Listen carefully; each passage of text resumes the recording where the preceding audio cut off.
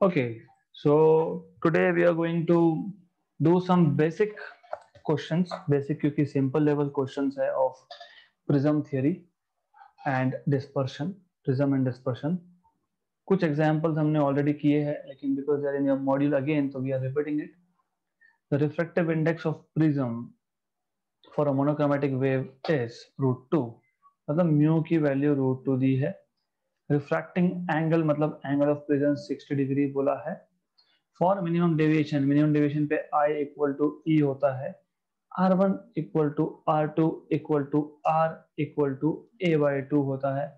The angle of incidence will be, हमने solve किया था, mu is equal to sine I by sine R1 and that is A/2. तो sine I is equal to mu times of sine A/2. ये question repeat हुआ है मुझे पता है, but I am still taking it. √2 60/2 is 30. तो √2 sin 30 is 1/2. तो ये आ गया आपका 1/√2. तो आपको मिल गया साइन I एज 1/√2, मतलब I as 45 degrees. The angle of minimum deviation for the prism is, मतलब डेल्टा M 40 दिया है. एंगल ऑफ प्रिज्म आपको 60 दिया है, ये भी हमने किया था. Angle of incidence in this position is I plus E equal to A plus delta. Delta not delta M, delta. But at delta M I is equal to E, ऐसा बोलते हो आप.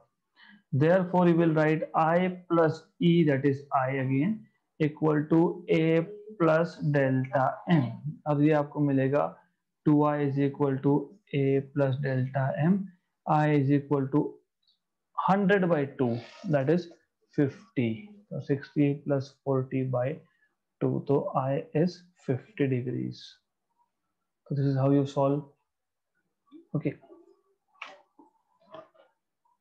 The angle of minimum deviation measured with a prism is 30 degrees and the angle of prism is 60 degrees. The refractive index of material is, prism formula, mu is equal to sine of A plus delta M/2 upon sine of A/2. Excellent. So mu will be simple, 30 plus 60, 90/2, 45 upon 30. Sine 45 is 1/√2. √2. Done. Option number A. A ray of light passes through an equilateral glass prism in such a manner that angle of incidence is equal to angle of emergence, and each of these angle is equal to 3/4.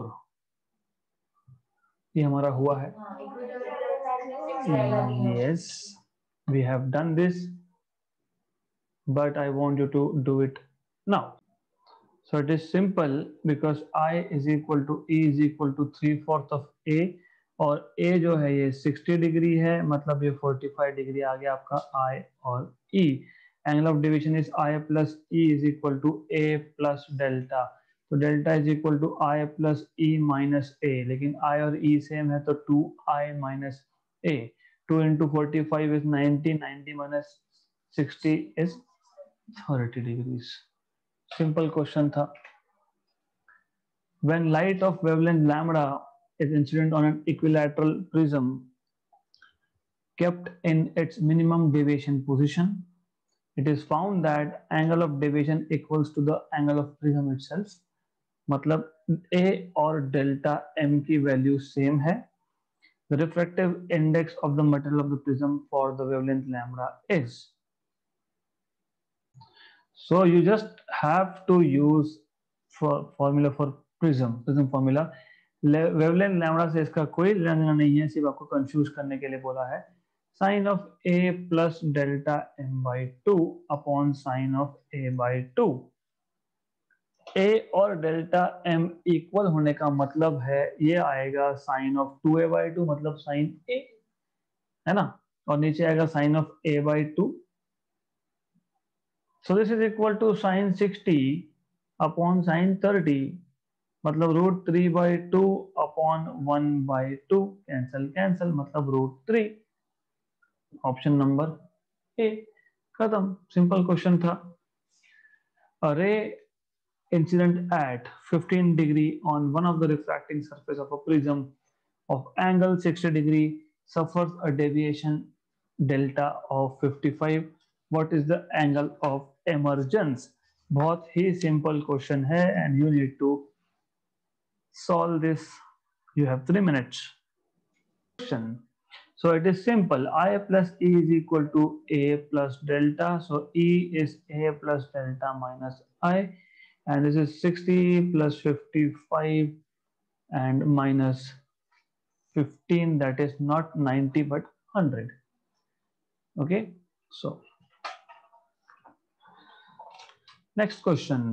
A ray of light is incident at 60 degree on one face of the prism of angle 30, and the emergent ray makes 30 degree with incident ray.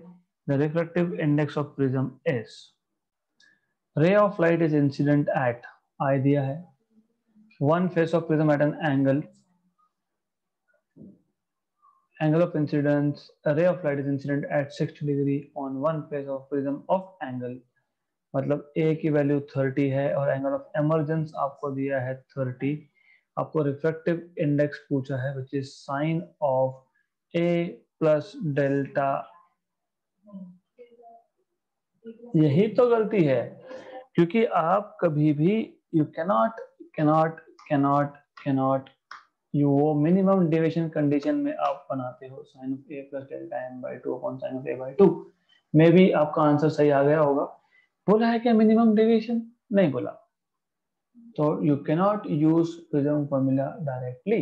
क्या करेंगे फिर इसमें? करेंगे ऐसा, अगर आपको याद होगा R1 plus R2 is equal to A, या फिर you have to be very careful. आप यहां से डेल्टा तो फाइंड कर सकते हो.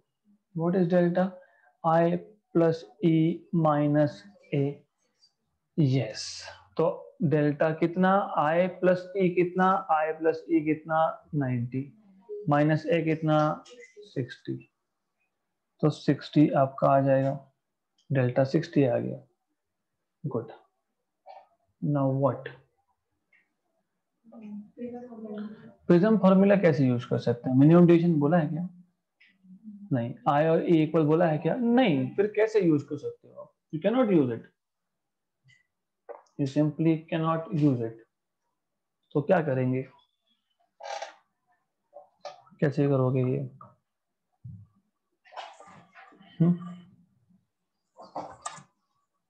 Yes.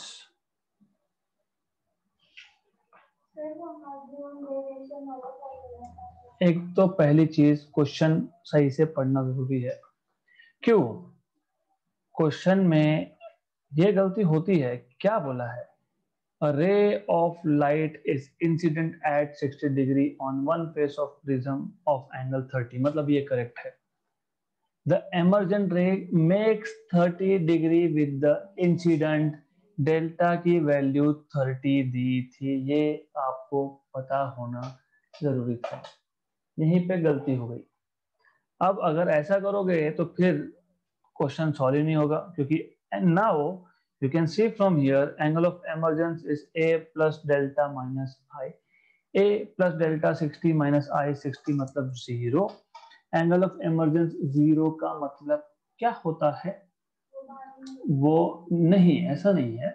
Angle of emergence you always measure with respect to normal ना. तो ये नॉर्मल है. इसका मतलब लाइट जो है वो नॉर्मली बाहर निकला है. This is what means. So if you remember, ये ray of light ऐसा आया होगा and then it went like this. Normally बाहर गया. So normally बाहर गया, है ना? करेक्ट, क्योंकि एंगल कहाँ से मेजर करते हो आप? With respect to normal. ठीक है, with respect to normal measure करते हैं. फिर अगर मैं प्रिज्म के सेकेंड फेस पे, मतलब AC फेस पे अगर मैं स्नेल्स लॉ लगाऊं तो क्या होता है? वो mu is equal to what? Sine You have forgotten theory. You have forgotten theory. ठीक है. Wait a minute. कोई घाई नहीं चाहिए. प्रिज्म, ये था प्रिज्म. जनरल केस लिया था हमने. We said that ऐसा रे आया. It went like this and it went like this.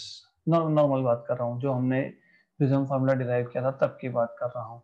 यहाँ पे आप नॉर्मल ड्रॉ करते हो, फिर यहाँ से आप यहाँ पे नॉर्मल ड्रॉ करते हो. ये आपका ओरिजिनल डायरेक्शन ऑफ लाइट है. अगर प्रिज्म नहीं होता तो ये ओरिजिनल डायरेक्शन ऐसा जाता, और ये आपका एमर्जेंट डायरेक्शन है. एमर्जेंट और इंसिडेंट डायरेक्शन में जो एंगल होता है उसको आप बोलते हो एंगल ऑफ डेविएशन. मतलब this angle was called as delta. This angle was R1, this angle was I, this was R2, this here was E. This angle is A, angle of prism. अच्छे से चीजों को समझोगे नहीं तो कुछ होगा नहीं. मिनिमम, सिर्फ मिनिमम डेविएशन के केस में, only in the case of minimum deviation, I is equal to E, right? Good. R1 equal to R2, right? लेकिन जनरल केस में भी R1 plus R2 equal to A ये formula apply कर सकते हो. ये जनरल फॉर्मूला है, ये मिनिमम डेविएशन का केस नहीं है, ये जनरल फॉर्मूला है. करेक्ट. फिर मिनिमम डेविएशन में क्या होता है, R1 R2 equal to A/2 हो जाता है. Good. Can I find out R1? Yes. कैसे फाइंड करेंगे R1? R1 is A minus R2. R2 कैसे फाइंड करेंगे? अगर मैं यहाँ पे प्रिज्म फॉर्मूला लगाता हूँ AC साइड पे, तो Snell's law, refractive index of prism into sine of angle inside prism equal to refractive index of outside, तो एयर है, into sine of E, angle of emergence, है ना. करेक्ट. म्यू साइन R2, ये air के लिए 1 है और E तो हमारा 0 ही है. साइन 0 इज 0, तो आपको मिलेगा ये 0, which tells you that sin R2 is 0, which tells you that in return R2 is 0. अगर R2 0 है तो R1 इक्वल टू A है. Very good. मिल गया. हमें चाहिए था म्यू.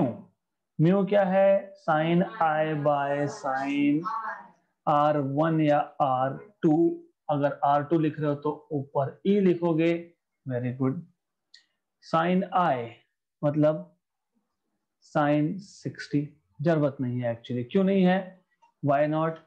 Y not? साइन, ठीक है, sine 60 upon sine R1, but R1 is A कितना? 30. तो ये आपका वापस से आ गया √3/2 upon 1/2. Exactly.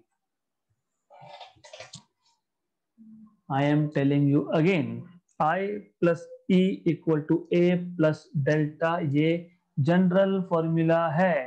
This is general formula. This is not understand minimum deviation. Minimum deviation में I इक्वल टू E लिखते हो और delta equal to delta M लिखते हो, फिर I equal to A plus delta M/2 आता है, और R1 equal to R2 equal to A/2 आता है.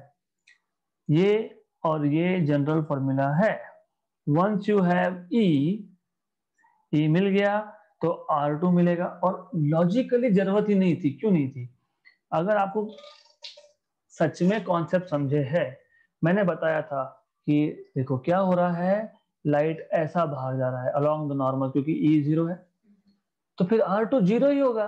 Only for normal total internal reflection. याद है क्या? पहला ही रे दिखाया था मैंने बोला था अगर डेविएशन मतलब उस केस में रिफ्रैक्शन नहीं हो रहा है तो नॉर्मली जाना चाहिए, मतलब R2 भी 0 होना चाहिए. Forget about vertically opposite angle. ये जनरल केस का फॉर्मूला है.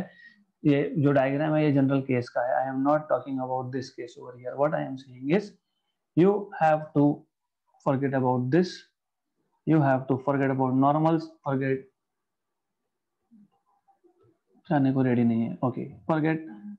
I don't care for anything else. I am saying I just care for this particular thing. अगर E 0 है तो R2 0 ही होगा, क्योंकि रे ऑफ लाइट डेंसर से रेयर मीडियम में स्ट्रेट सिर्फ तब जाता है जब वो नॉर्मली हो. और नॉर्मल जाना मतलब it is just that it will go straight. Okay, right. So it will go straight. Clear. तो E0 मतलब R2 0, I0 मतलब R1 0. ये अभी आगे से याद रखना. Right. Okay, next question. A prism of refractive index n and angle A is placed in minimum deviation position. If the angle of minimum deviation is A, then the value of A in terms of refractive index n is. Again a simple question. Prism को आपने C आएगा, हमने ये already solve किया है. A ray of light incident at an angle theta on a refracting face of a prism emerges from the other face normally. Normally बाहर जा रहा है normally. मतलब E0 R2 0. If the angle of prism is 5, the prism is made up of material of refractance is 1.5, angle of incidence is up. Angle of prism 5 degree. Refractive index दिया है okay 1.5. आपको theta की value पूछी है. मतलब मैं अगर A B face पे अप्लाई करता हूं तो sine I by sine R1 लिखूंगा. Good. Now if I write this, I मतलब थीटा, बराबर. म्यू दिया है, अगर R1 मिल गया तो हो गया. मैंने क्या बोला था अभी, नॉर्मल इंसिडेंस के लिए आर मतलब नॉर्मल इमरजेंस के लिए R2 भी 0, मतलब R1 plus R2 is A, मतलब R1 इज A, मतलब 5 डिग्री. गुड. देन यस, तो sine theta is mu times of sign R1. Mu is 1.5 into sine of 5, and you must know sine theta is approximately theta for small angles. So for small theta मतलब sine of 5 degree is approximately equal to 5 degree. Therefore sine theta is 1.5 into 5, that is 7.5. So answer is option number A. तो oral solve होते हैं questions. Good. The refracting angle of prism is A and refractive index of prism is cot of A by 2. The angle of minimum deviation is. So the refracting angle of prism is A. Refractive index matlab mu is cot of A by 2. Angle of minimum deviation is. Since they have said minimum deviation, matlab you can use prism formula. Mu is equal to sine of A plus delta m by 2 upon sine of A by 2. Mu is cot of A by 2. Therefore cot A by 2 is equal to sine of A plus delta m by 2 upon sine of A by 2. Cot is cos upon sine cos A by 2 upon sine A by 2 equal to sine of A plus delta m by 2 upon sine of A by 2. Cancel, cancel. Let me make some space.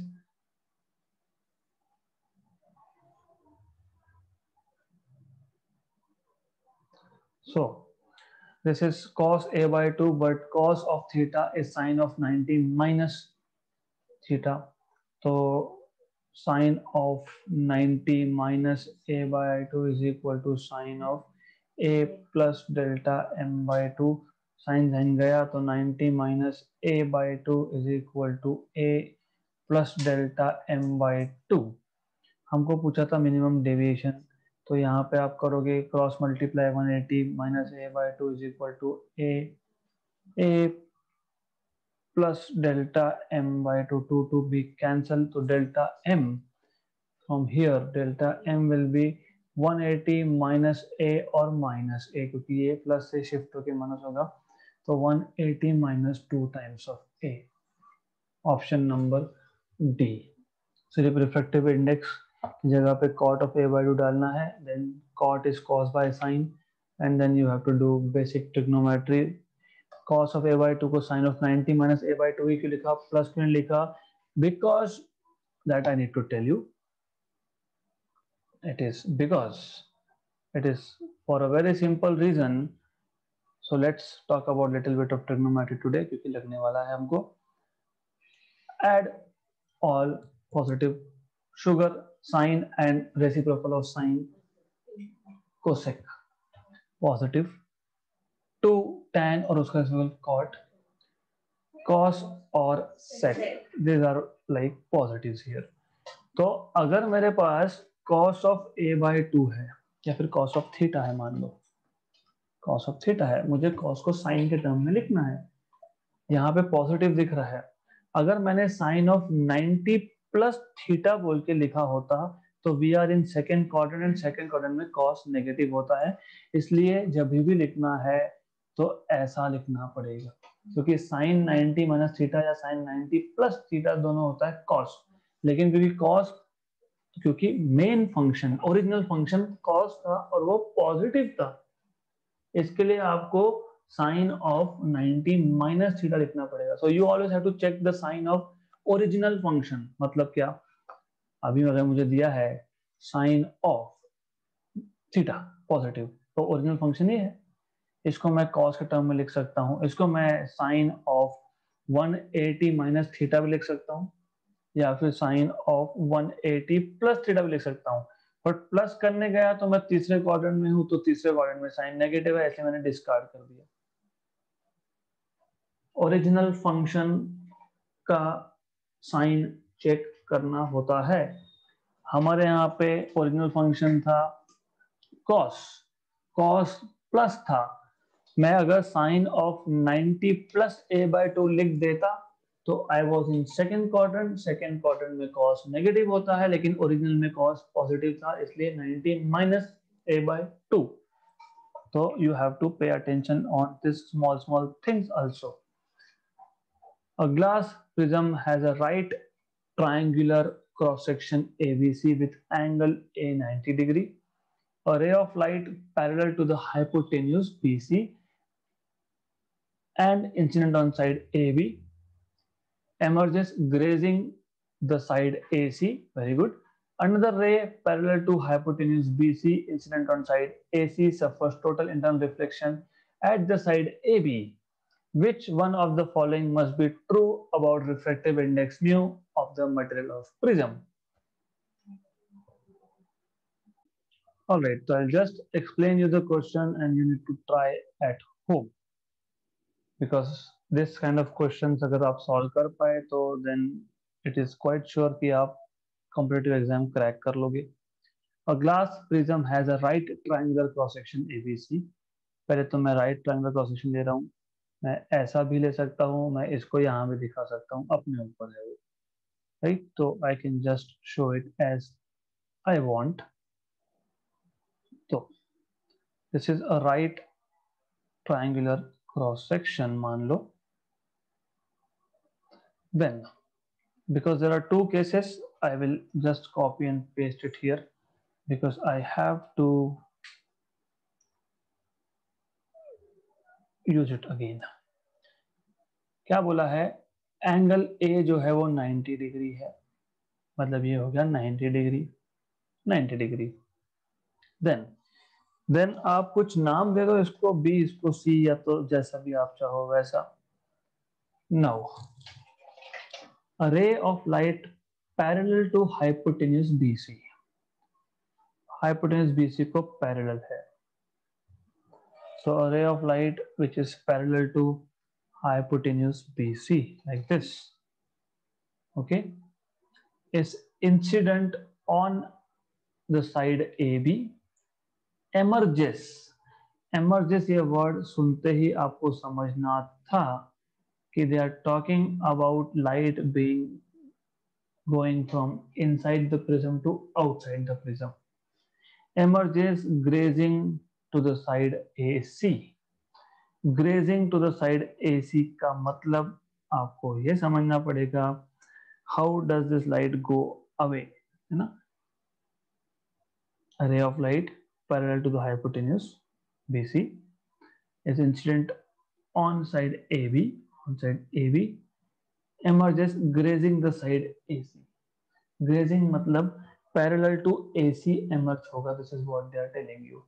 So grazing मतलब क्या होता है basically. Grazing मतलब जब light ऐसा बाहर निकले, लेकिन किसको ग्रेजिंग, एसी को, मतलब एसी को पैरेलल, मतलब लाइट ऐसा बाहर निकलेगा. Okay good. Then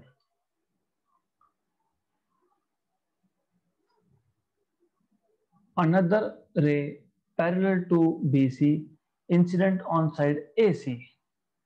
Another ray parallel to BC incident on side AC, मतलब यहां पे डायरेक्शन उल्टा है, ऐसा है. इसका मतलब they are telling you it is coming this way. Incident on AC, right, suffers total internal reflection at side BC, मतलब basically it is going something like this here. At side कौन सा, at side AB, मतलब AB को parallel होगा, ऐसा जाएगा. Correct, good. Which one of the following must be true. तो अब ये दो डायग्राम मैंने आपको दे दी है. You are supposed to think about it and do it as assignment for today. Next question oral है. You are given 4 sources of light, each one providing a light of single colour. हमारे पास 4 source है. एक है red, एक है blue, एक है green and one is yellow. So you have 4 sources of light, like 4 lasers basically. Suppose the angle of refraction for a beam of yellow light corresponds to a particular angle of incidence at the interface of 2 media is 90 degree. मतलब yellow colour के लिए angle of incidence will correspond to angle of refraction 90, मतलब critical angle है वो. याद है आपको, जब डेंसर से रेयर मीडियम में जाता है लाइट, और अगर एंगल ऑफ रिफ्रैक्शन 90 डिग्री हो गया तो अंदर का एंगल उसको क्रिटिकल बोलते हैं. Good. Which of the following statement is correct if the source of yellow light is replaced with that of other lights without changing the angle of incidence. This is something really good. So it checks your understanding of TIR. तो ऐसा है, हमारे पास ये एक slab है, बाहर का medium air है मान लो, और येलो जो कलर है, when the light is incident, let us say here, the angle of refraction is 90 degree. Is something like this, something like this. तो येलो के लिए ये जो है ये क्रिटिकल एंगल है, क्रिटिकल एंगल है. अगर IC से ज्यादा वैल्यू होगी येलो के लिए तो it will suffer total internal reflection.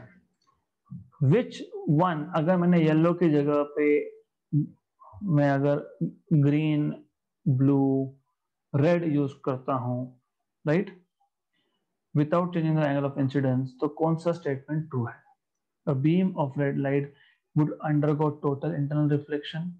The beam of red light would bend towards normal while it gets refracted through the second medium.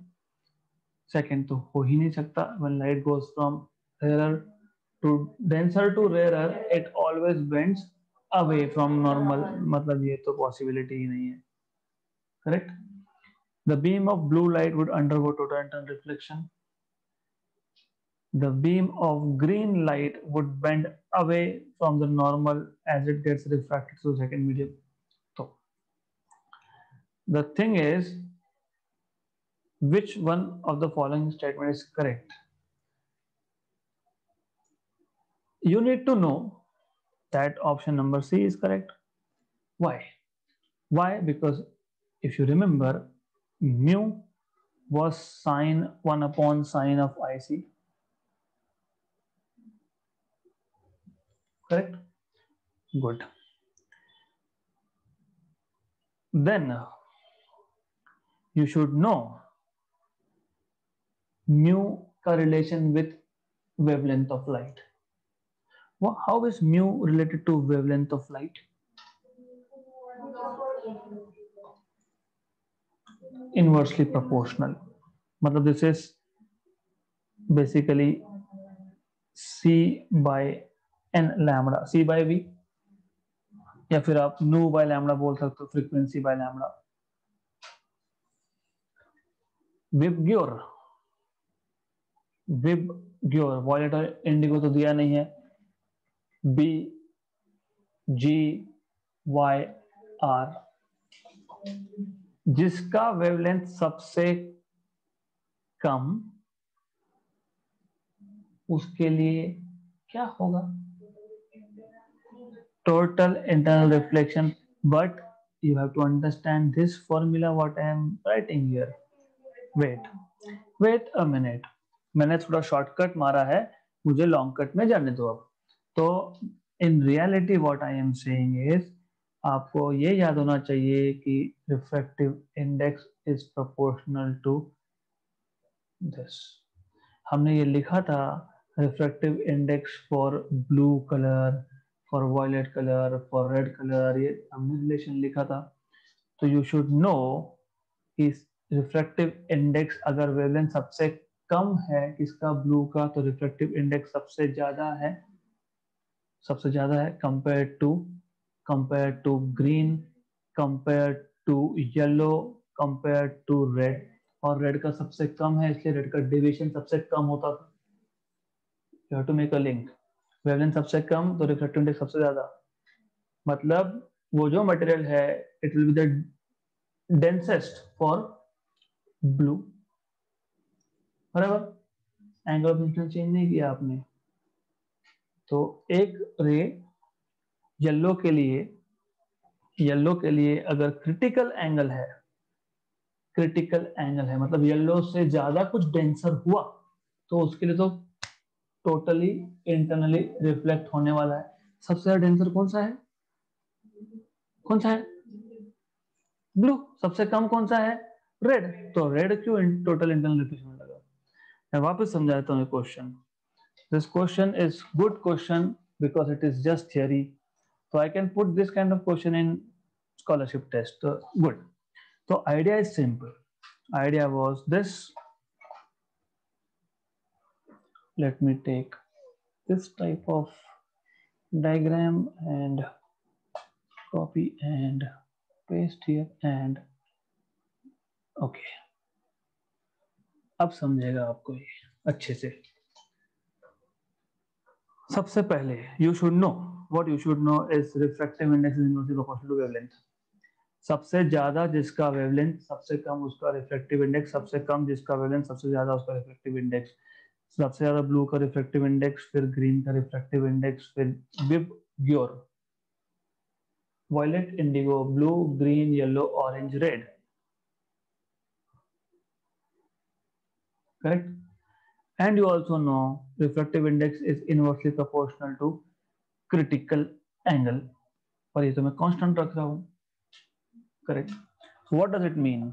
यहीं पे क्वेश्चन खत्म हो गया. अगर येलो के लिए ग्रेजिंग है मतलब it is touching the surface, तो येलो से ज्यादा जिसका भी रिफ्रैक्टिव इंडेक्स होगा उसके लिए टोटल इंटरनल रिफ्लेक्ट, मतलब किसके लिए होगा, ग्रीन और ब्लू के लिए होगा, बराबर, दोनों के लिए TIR होगा। अभी ग्रीन के बारे में क्या बोला है, the beam of green light would bend away from the normal as it gets into second medium, वो जा ही नहीं रहा सेकंड मीडियम में। हाँ, तो दिस इज रॉन्ग, मतलब option number C is correct, this is wrong, this is wrong and this is wrong. Theoretical question, right, समझा है कि वापस समझाऊं? तो any color which has refractive index greater than yellow will suffer total internal reflection, तो blue भी और green भी। Okay, so we can do this last question for the day. White light is incident on face AB of a glass prism. The path of the green component is shown, मतलब green के लिए it is critical angle of incidence, right?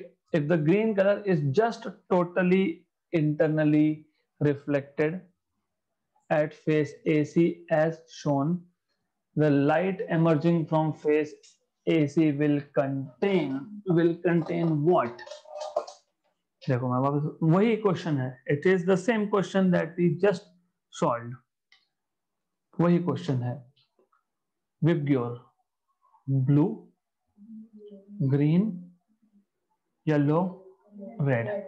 Refractive index of blue is less than, green less than, yellow less than red.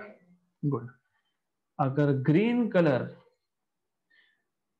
Colour के लिए अगर angle of incidence critical है, right, correct, तो any colour which has greater refractive index than green will go inside, मतलब सिर्फ blue अंदर जाएगा, मतलब बाहर कौन कौन आएगा, येलो, ऑरेंज एंड रेड, क्योंकि व्हाइट लाइट है ना। ऑप्शन नंबर 1 खत्म। So this is how you can solve this question. All right, so we are done for today. We'll continue in the next session.